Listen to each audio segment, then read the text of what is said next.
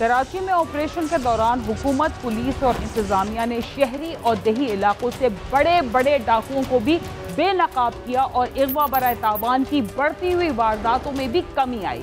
इसके अलावा दहशतगर्दी भी इस शहर का बहुत बड़ा मसला था, जिस पर काफ़ी हद तक काबू पा लिया गया, जिसकी वजह से शहरियों ने कुछ दिनों तक सुख का सांस लिया। मगर छोटे मोटे कारोबार और मुलाजमत पेशा अफराद को इससे कोई फ़ायदा नहीं पहुंचा। आम अफराद अब भी घरों से निकलते वक्त चोरों और डाकुओं के रहमो करम पर होते हैं।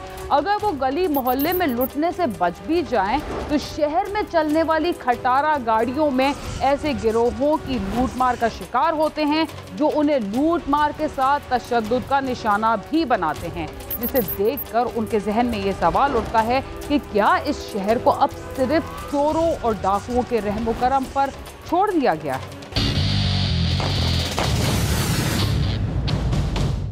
लॉकडाउन के दिनों में भी स्ट्रीट क्राइम्स में इजाफा इस बात का सबूत है कि पुलिस और इंतजामिया अपने फराइज की अदायगी में मुकम्मल तौर पर नाकाम हो चुकी है। मुल्क के सबसे बड़े शहर कराची में साल के इब्तदाई 7 माह के दौरान यहाँ के शहरी डाकुओं और लुटेरों के रहमो करम पर थे और अब तक ये सिलसिला जारी है।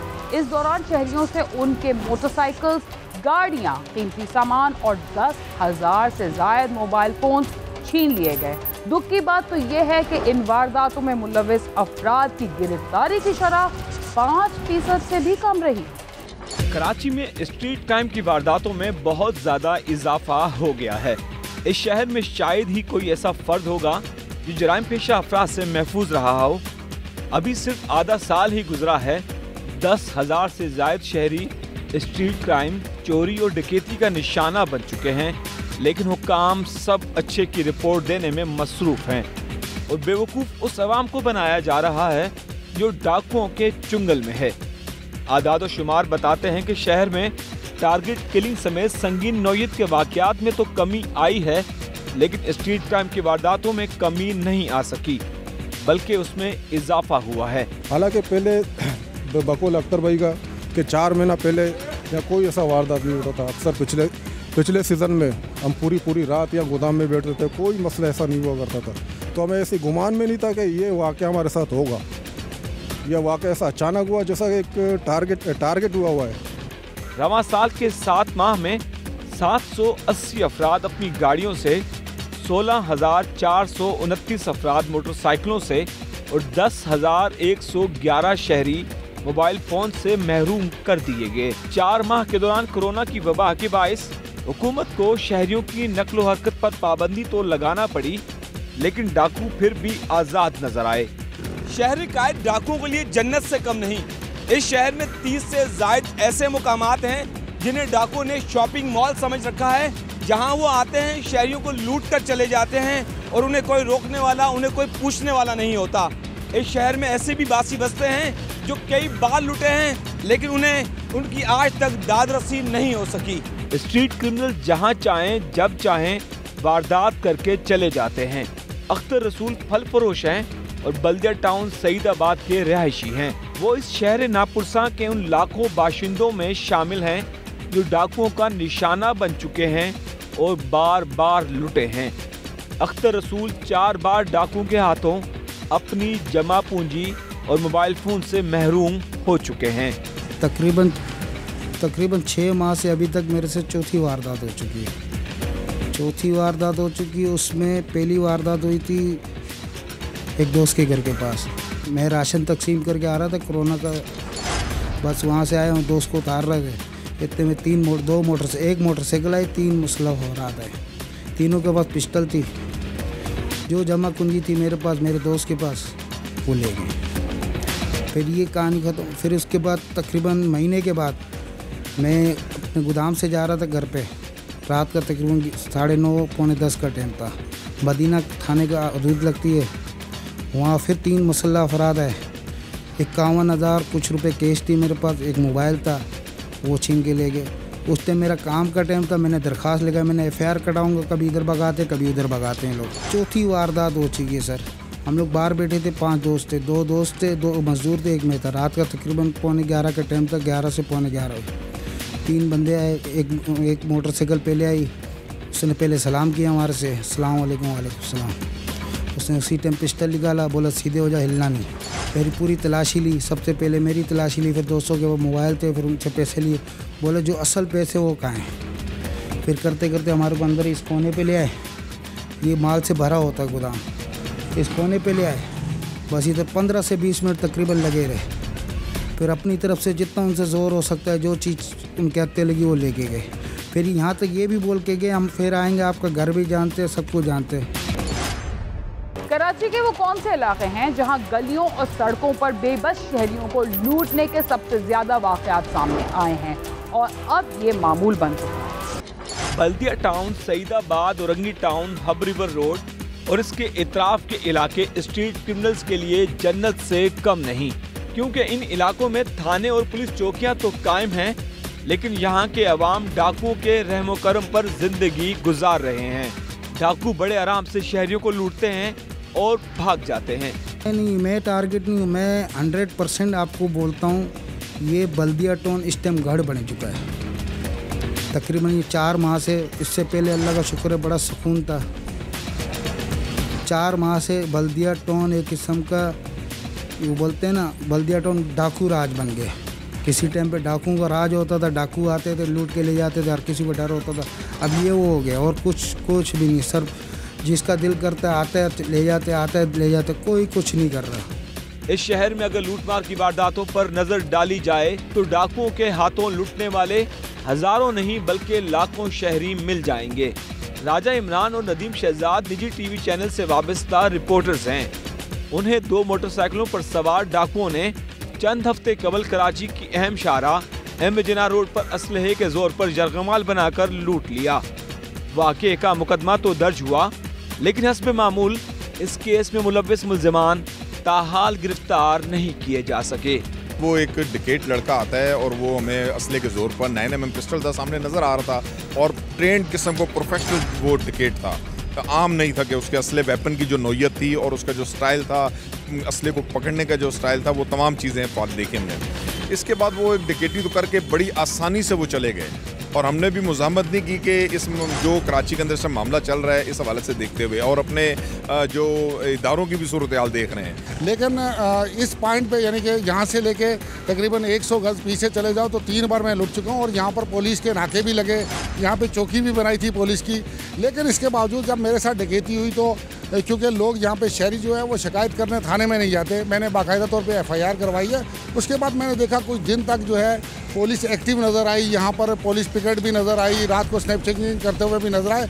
लेकिन अब मैं देख रहा हूँ तकरीबन पिछले 20 दिन से कोई पुलिस एहलकार यहाँ पे नज़र नहीं आता, कोई पेट्रोलिंग होते हुए यहाँ पे नज़र नहीं आती।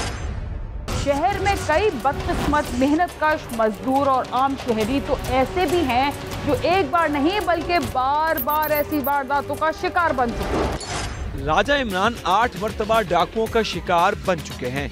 उनका कहना है कि 8 बार डकैतियों का शिकार हुए और सिर्फ एक वारदात में मुलव्विस डाकू पकड़े जा सके।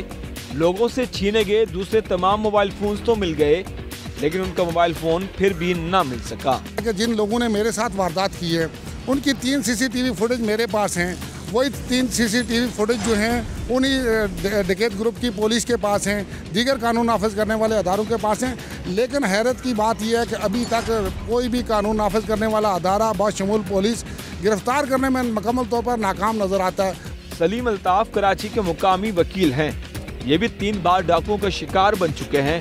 उनका कहना है कि 3 बार रहजनी का शिकार होने के बाद उन्होंने अपना फर्ज निभाते हुए मुताल्लिका थानों में दरखास्तें तो जमा करवाईं, लेकिन नतीजा 0 रहा।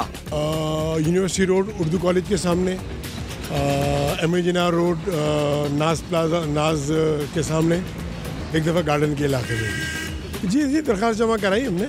एज ए लॉयर मेरी जिम्मेदारी थी तो मैंने वो दरखास्त जमा कराई, लेकिन उस पर ज़ाहिर है कि कोई रिजल्ट नहीं, कोई एक्शन नहीं।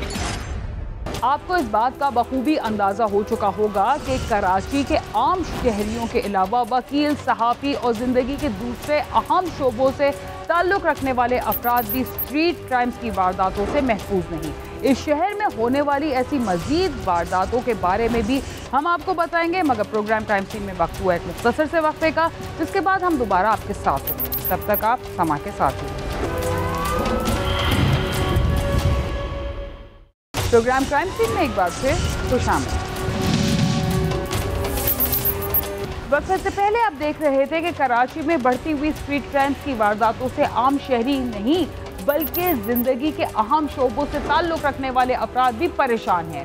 कहा जाता है कि सीसीटीवी की फुटेज की मदद से चोरों और डाकुओं तक पहुंचना इंतहाई आसान है, मगर कराची के गुंजान इलाकों में ये बात भी झूठ ही साबित हुई।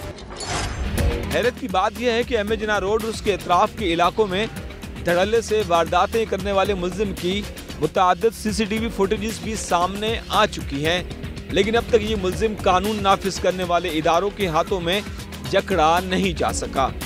डकैतियों का शिकार होने वाले अफराद का कहना है कि अगर वो गलती से थाने जाकर रिपोर्ट दर्ज करवा भी लें तो तफ्तीशी पुलिस इतना आजिज और तंग करती है कि लुटने वाला फर्द खुद को मुजरिम समझने लगता है। मुकदमा दर्ज करवाने के बाद शहरी जिस अजियत का शिकार होते हैं वो अलग ही अजाब है। केस के इंदराज के बाद मौका मुआयना, मुल्जिमान का स्केच बनवाना, पुलिस रिकॉर्ड से मुल्जिमान की शनाख्त करना, सब मुद्दई मुकदमा को ही करना पड़ता है। आप खाली पहचानो, उठा के हम ले आएंगे। अगर हम पहचानते होते हम पुलिस के बाद में जाते, पहले हम पकड़ के नहीं बैठा लेते उनको। अब हम कैसे पहचाने? अब एक ऑपरेशन में मेरे को साथ लेके गए ना निशानगी के लिए, क्या हमें शक है। रात को 3 बजे के टाइम सेक्टर 8B का इलाका है, मेरे को साथ लेके गए। अल्लाह ना करे मेरी वहाँ दुश्मनी डालनी इन लोगों ने।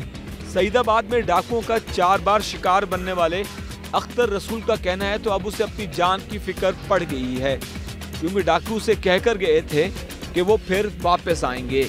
अख्तर रसूल की बेबसी देखें, उसे कानून नाफिज करने वाले इदारों से मदद की कोई उम्मीद तो नजर नहीं आती, लेकिन उसका ये कहना है कि अगर उसे कुछ हुआ तो उसकी जिम्मेदार पुलिस होगी। पर मुझे डर इस चीज़ का है, वो बोल के कि मैं फिर आऊँगा। 4थी FIR हो गई सर, किसी ने कुछ नहीं किया, खाली कागजी कार्रवाई हो रही है। कभी रात को 2 बजे बोलते हैं आ जाओ, हम चले जाते हैं। अब मैं रहता हूँ सेक्टर 8B में, थाना पड़ता है यूसुफगढ़ में। रात के 2 बजे अल्लाह ना करे, जितनी 4थी मेरे साथ वारदात हो चुकी है, अल्लाह ना करे कोई मुझे मार दे। अब तो मुझे अपनी जान का खतरा है, तो इसका जवाबदार कौन है? कराची के ज्यादातर मुलाजमत पेशा अफराद और मामूली नौकरियों से जुड़े नौजवान अपनी सहूलत के लिए मोटरसाइकिल का इस्तेमाल करते हैं, इसलिए कि इस शहर में अब पब्लिक ट्रांसपोर्ट का नाम और निशान तक नहीं, मगर उन्हें इस सहूलत से भी महरूम कर दिया जाता है। गरीब की सवारी कहलाई जाने वाली मोटरसाइकिल भी जराइम पेशा अफराद की सबसे ज्यादा और आसान हदफ है। रवां साल 17,000 से ज्यादा मोटरसाइकिलें या तो चोरी की जा चुकी हैं या छीनी गयी, और उनमें से सिर्फ 5% मोटरसाइकिलें ही वापस उनके मालिकान को मिल सकी। मोहम्मद सुहेल की एक मोटरसाइकिल चोरी हुई, मुताल्लिका थाने में धक्के खाने के बाद दरख्वास्त दी, लेकिन कुछ ना हुआ, जिसके बाद उसने एक पुरानी मोटरसाइकिल ली, मैकेनिक को बनने के लिए दी, लेकिन वो भी चोरी हो गई। मोहम्मद सुहेल का कहना है कि उसके पास अब सिर्फ FIRs और दोनों मोटरसाइकिलों के कागजात तो हैं, लेकिन उनकी दोनों मोटरसाइकिलें उसे वापस नहीं मिल सकी। पुलिस सिर्फ कागजी कार्रवाई करती है और थानों के चक्कर लगवाती है। भाई मेरी 2 बाइकें चोरी हुई, सदर के इलाके से चोरी हुई। मैं कोऑपरेटिव मार्केट गया था कोई स्विच लेने, कोई 10 मिनट बाद में वापस आया तो मेरी बाइक नहीं थी। उसके बाद दूसरी बाइक मैंने ली, वो सेकेंड हैंड ली थी, नई, मतलब ज़ाहिर सी बात है जेब की पोजीशन नहीं थी, सेकेंड हैंड ली थी। उसमें थोड़ा काम वाम था, उसने ठीक ठाक करके खड़ी की, उसके घर के नीचे वो बाइक चोरी हो गई है। 1 साल में 2 वारदातें हुई। यूँ तो कराची का कोई भी इलाका स्ट्रीट क्राइम से महफूज नहीं, मगर इस शहर के कुछ इलाके तो ऐसे हैं जहां जराइम पेशा अफराद के हाथों हर शहरी लूट मार का शिकार हो चुका है। आइए देखते हैं ये मखसूस इलाके कौन कौन से। कराची में कोरंगी से औरंगी टाउन तक कोई इलाका लुटेरों से महफूज नहीं।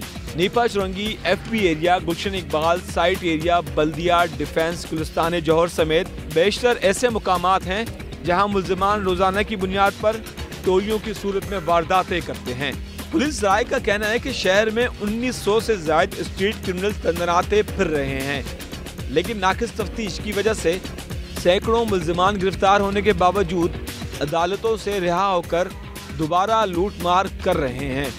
वकला जिसकी वजह सख्त सजाओं का ना होना करार देते हैं। कहते हैं कि कानून के हाथ बहुत लंबे होते हैं, बेशक बहुत लंबे होते हैं, लेकिन काफ़ी हद तक बंधे हुए भी होते हैं। और उन्हीं लॉज के अंदर रहते हुए जजेस भी, कोर्ट्स भी मजबूर हैं कि वो उन लॉज के पैराफ्रेम के अंदर रहकर वो ज़मानतें देने पर मजबूर हो जाते हैं। Number 1। Number 2, lack of prosecution, lack of investigation, जिसकी वजह से शक का फ़ायदा देकर मुलज़मान बरी हो जाते हैं। तो ये हमारे प्रोसिक्यूशन साइड की कमज़ोरी है। स्ट्रीट क्रिमिनल्स की बढ़ती हुई वारदातें रोशनियों के शहर की रोशनियां कम कर रहे हैं। शहर में दंदनाते इन डाकुओं की सरकूबी के लिए अगर आला हुक्काम ने सख्त कार्रवाइयां ना की तो शहर कायद बासी इसी तरह डाकुओं के रहमो करम पर जिंदगी गुजारते रहेंगे। कैमरामैन नईम खान के साथ सालिक शाह, समा, कराची। कहा जाता है कि कराची और उसके बासियों का पुरसाने हाल कोई भी नहीं। ये बात उस वक्त बिल्कुल सच साबित होती है जब बस में सफर करते हुए, सड़क से गुजरते हुए या खरीदारी करते हुए जराइम पेशा अफराद की एक टोली आती है और असलहे की नोक पर आपसे सब कुछ छीन कर ले जाती है। ये भी देखा गया है कि ऐसी बहुत सारी वारदातों में कई ऐसे अहलकार भी मुलविस पाए जाते हैं जिनको शहरियों की हिफाजत के लिए तनख्वाह के साथ बहुत सारी सहूलतें भी दी जाती हैं। इसके साथ ही क्राइम सीन अपने अख्ताम को पहुंचता है। अगर आप हमसे रब्ता करना चाहते हैं तो हमारा पता है cs@sama.tv। इसके अलावा आप ट्विटर, फेसबुक और यूट्यूब पर भी हमसे रब्ता कर सकते हैं और हमारा प्रोग्राम भी देख सकते हैं। बीना खान और क्राइम सीन की टीम को इजाज़त दीजिए और देखते रहिए समा।